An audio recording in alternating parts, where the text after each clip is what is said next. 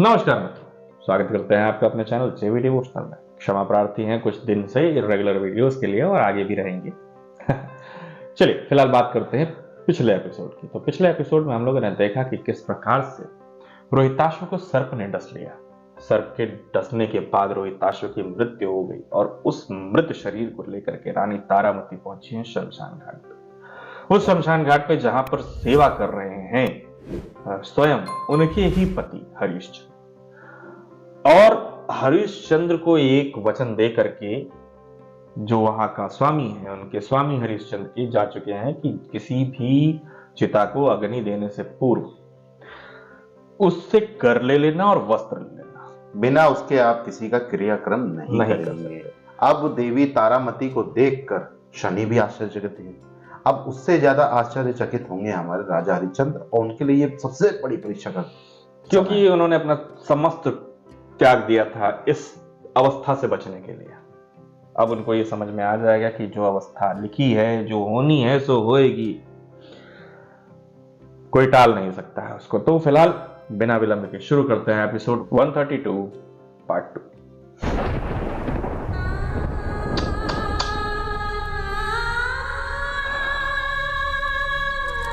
परिस्थिति देखकर दया आ रही है और भाव भी अंदर अभी भरे हुए।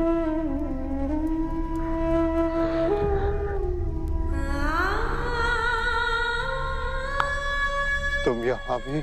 एक शव अपने अंतिम संस्कार की प्रतीक्षा में।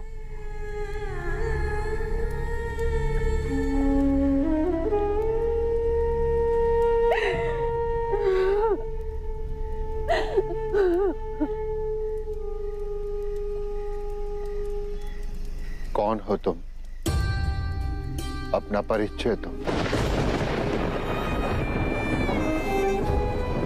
मृत्यु कभी सुखद नहीं होती देवी।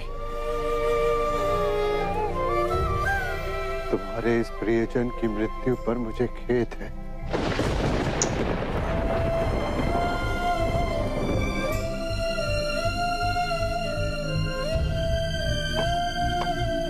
क्या संबंध था इससे तुम्हारा? आता हूँ मैं इसकी।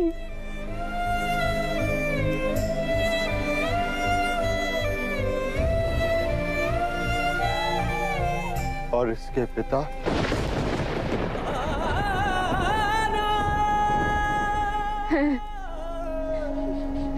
किंतु कहाँ है पता नहीं।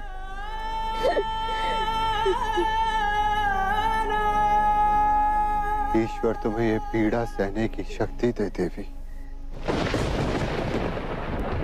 समय भी कितना निष्ठुर होता है। एक दूसरे को अपने प्राणों से भी अधिक प्रेम करने वाले पति पत्नी एक दूसरे को पहचान नहीं रहे। समय अंतिम संस्कार करना है ना? घाट पर संस्कार का मूल्य देना होगा।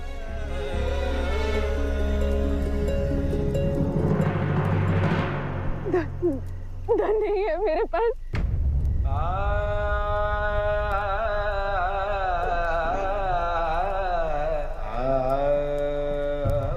तो मैं क्षमा चाहूंगा देवी। मेरे स्वामी का निर्देश है कि बिना मूल्य लिए इस घाट पर किसी का अंतिम संस्कार ना करें।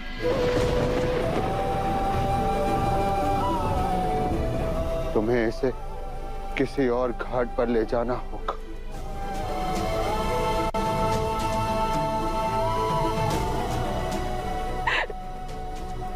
दया कर मत, दया कर।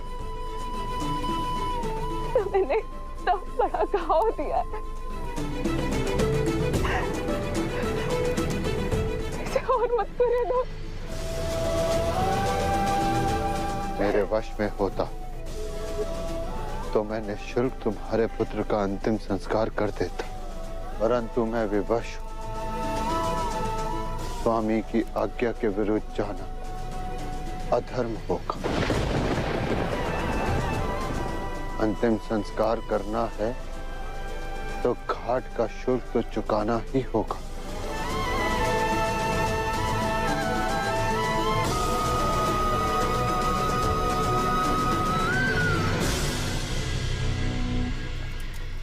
देखिए भद्र, ना करने से पूर्व एक बार इस मृतक का मुख तो देख लीजिए। कदाचित आपका विचार बदल जाए। मरने के पश्चात हर शरीर केवल शरीर होता है,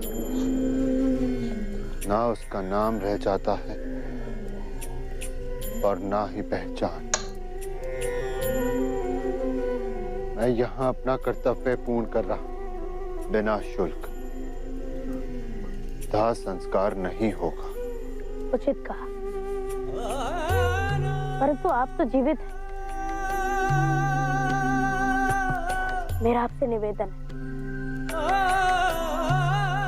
कि एक बार इस बालक का मुख देख लीजिए।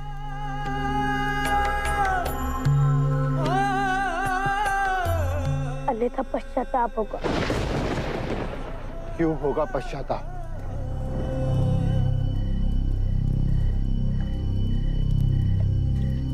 क्या है इसके मुख में जिसे देखकर मैं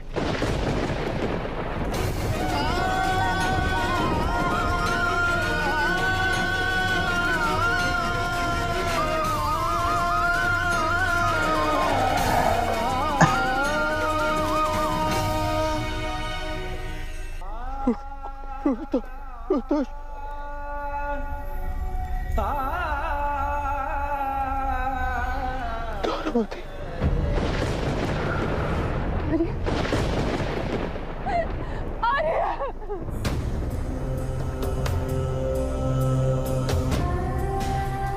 क्षमा कर दीजिए,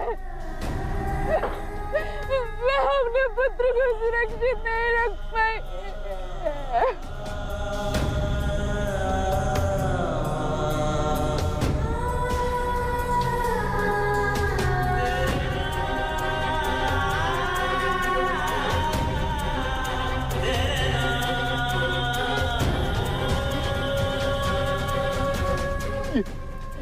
ये सब कैसे तारामती? सर्वनाश,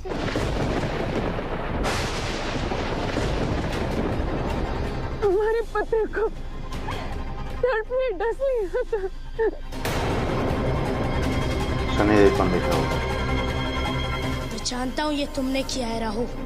मुझे रोकने के लिए तुमने अपनी सीमा पार कर दी है, परंतु मैं तुम्हें सफल नहीं होने दूंगा। मैं वो कार्य अवश्य पूर्ण करूंगा जिसके लिए महादेव ने मुझे मृत्यु लोक में भेजा है।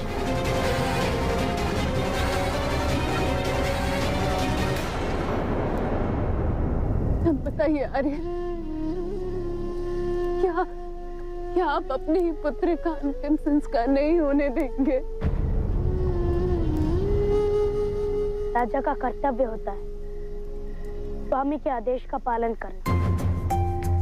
जो इन्हें विवश करता है कि किसी का भी दाह संस्कार बिना शुल्क के ना किया जाए।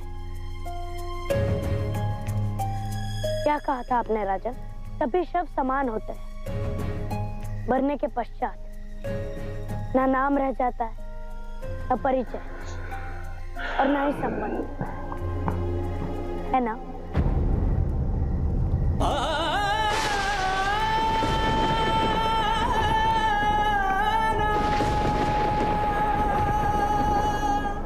जब मैंने ये वचन कहे थे तब इनका अर्थ मैं समझा नहीं था, परंतु अपने पुत्र का शव देखकर मुझे अनुभव हुआ कि सत्य में सारे शव एक समान होते हैं और मृतक क्या जीवित प्राणी का भी स्वयं का कोई परिचय नहीं होता। उसका परिचय होता है उसके कर्म से, उसके कर्तव्य से, उसके धर्म से। और सत्य ये है कि मोह केवल एक बेड़ी है।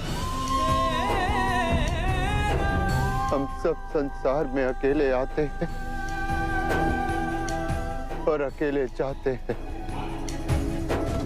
कोई संबंध, कोई परिचय साथ नहीं रहता।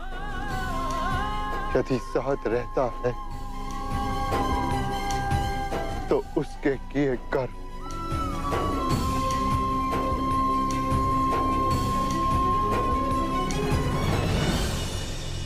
और मेरा कर्म था संस्कार करना, और मेरा धर्म कहता है कि अपने स्वामी के आदेश का पालन करूं, कि निःशुल्क किसी का भी इस घाट पर अंतिम संस्कार ना होने दूं। और यदि मैंने ऐसा किया तो यह असत्य होगा, और मैं सत्य के मार्ग पर चलने के लिए वचनबद्ध हूं।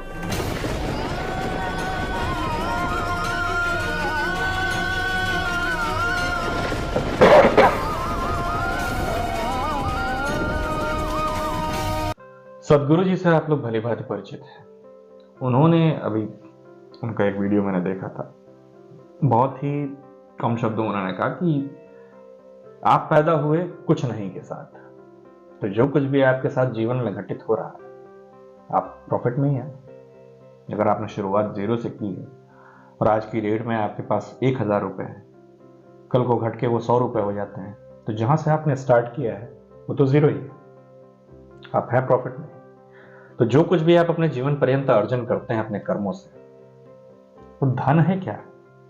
नहीं, वो है वो कार्य जो आपने लोगों के लिए निस्वार्थ भाव से किए, बाजार समझ के नहीं कि मैं किसी के लिए कोई कार्य कर रहा हूं तो कोई विपरीत फल मुझे भी देगा, कि मेरे समय पे मेरा कोई कार्य कर देगा, ऐसा समझ के यदि आपने किया तो वो व्यापार है। और व्यापार में फायदा भी होता है, नुकसान भी। लेकिन अगर आपने निस्वार्थ भाव से कर्म किया है तो वो हमेशा प्रतिदिन आपको फायदा ही पहुंचाएगा। लेकिन बड़े आश्चर्य की बात है पांडे जी, जिन परिस्थितियों का सामना हम करके आए हैं वही परिस्थितियां इसमें दिखाई जा रही हैं, तो हम लोग काफी ज्यादा कोरिलेट कर पा रहे हैं इस वक्त। तो मतलब ये समझिए कि लाइव देख करके वीडियो देख रहे हैं, ऐसे ही कुछ प्रकरण चल रहा है। और देखिए, मृत्यु एक शाश्वत सत्य है, जैसा कि प्रत्येक मनुष्य का साथ होता है कि जब भी वो किसी का अंतिम शव देखता है तो यही कहता है कि जिंदगी का कोई भरोसा नहीं, कोई कुछ भी हो सकता है, कभी भी हो सकता है। फिर जैसे ही वो शव जाता है, भगवान द्वारा रची इस माया में ऐसा लिप्त होता है व्यक्ति कि कुछ ही दिनों में ही उसी जीवन में लौट आता है, वो उसी माया में वापस आ जाता है।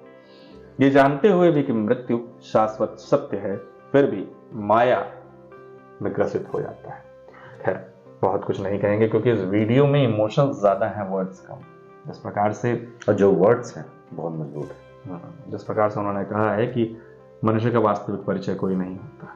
क्या है मनुष्य का परिचय? आज की समय में यदि आपसे सब कुछ छीन लिया जाए, सब कुछ का तात्पर्य ये है कि आपको उठा करके किसी ऐसे नगर में रख दिया जाए जहां आपका ना आधार कार्ड हो, ना वोटर ID कार्ड हो, ना कुछ, नए स्थान पे आपको नए शुरुआत करनी पड़ जाए, तो आप केवल वो चीज बताएंगे जो आपको बताई गई है। आपका नाम आपको बताया गया है, ये आपका नाम है, वो आपका है नहीं। आपका नाम रखा गया है, वो किसी और ने रखा है, वो आपका नहीं है। वहां आप परिचय कैसे बनाएंगे? परिचय बनाने का केवल एक ही कार्य है, एक ही तरीका है, वो है कार्य। कि किस प्रकार के कार्य आप वहां करते हैं। यदि आप भीख मांगेंगे वहां पे तो आप भिखारी हो जाएंगे, यदि आप वहां पे श्रम करेंगे तो आप श्रमिक हो जाएंगे, यदि वहां आप निर्देश देंगे तो निर्देशक हो जाएंगे। तो जिस प्रकार से आप कार्य करेंगे उस अवस्था में उस प्रकार से आपकी ख्याति बढ़ेगी। जीवन में केवल पालन पोषण हेतु धन अर्जित करें और सुखी रहने का प्रयास करें। जो भी व्यक्ति जो है धन के पीछे लालायित होता है, भागता ही रहता है, उसको शांति भी नहीं मिलती पूरे जीवन भर, और मृत्यु के बाद तो वैसे भी कुछ मिल नहीं जाना है। मृत्यु के बाद तो सब धरा का धरा रह जाना है, लेकिन ना आप कुछ जा पाएंगे।